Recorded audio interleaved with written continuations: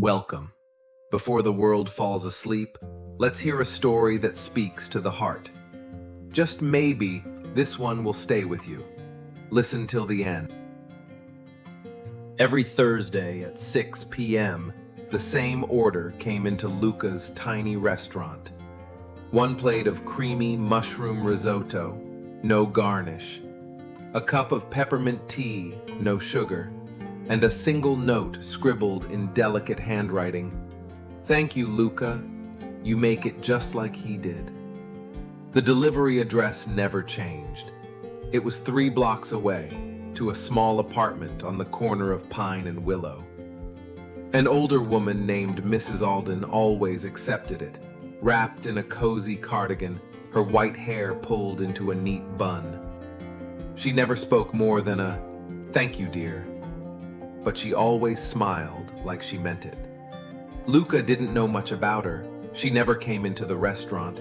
She never changed her order. But each Thursday, when her name popped up on the tablet, he gave that risotto a little more care. He used the best mushrooms, stirred with extra attention, and always plated it himself. He used to wonder who the he in her note was. A husband, a son, maybe a late chef from her past. It became a quiet mystery in Luca's routine, one he looked forward to solving one day. But that Thursday, the order didn't come. At first he thought it was a mistake. Maybe she forgot, maybe her tablet had died. But when Friday came and still no order, something tugged at him. By Monday, he couldn't sit still. He pulled off his apron early, packed a container of mushroom risotto, and walked down to the corner of Pine and Willow. He knocked gently, no answer. The lights inside were off. A neighbor passed by and paused when she saw him. "You looking for Mrs. Alden?" "Yes," Luca replied. I'm the one who cooks her meals." The woman's face softened. "I'm sorry. She passed away last Friday, peacefully, in her sleep." Luca stood there, risotto in hand, suddenly unsure what to do with it. The neighbor hesitated. "She left a box for you, said to give it to the young man who made the risotto." That night, Luca sat alone in his small apartment with the box in front of him. Inside were 2 things, a faded photograph and a letter. In the photo, a young Mrs. Alden stood beside a man in a chef's coat. They were laughing in a sunlit kitchen, a steaming pot of risotto between them. The letter was handwritten, neat, gentle. "Dear Luca, if you're reading this, it means I've gone. But I wanted to say thank you.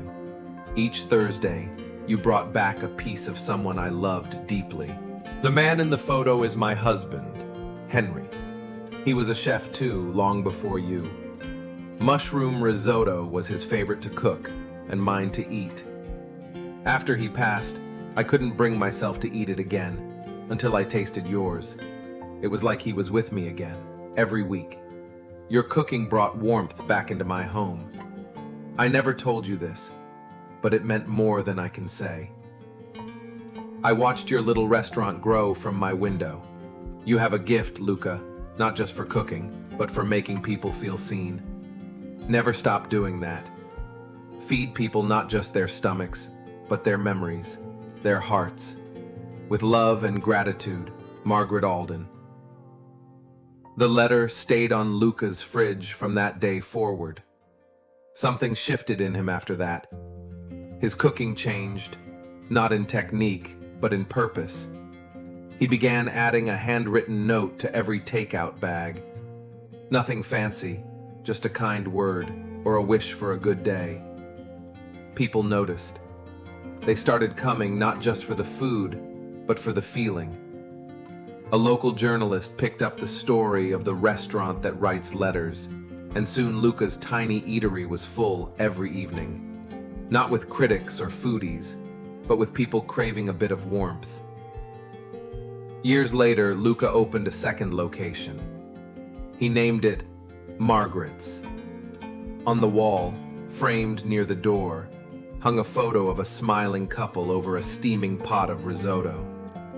And every Thursday, he still made one extra plate of mushroom risotto, just in case.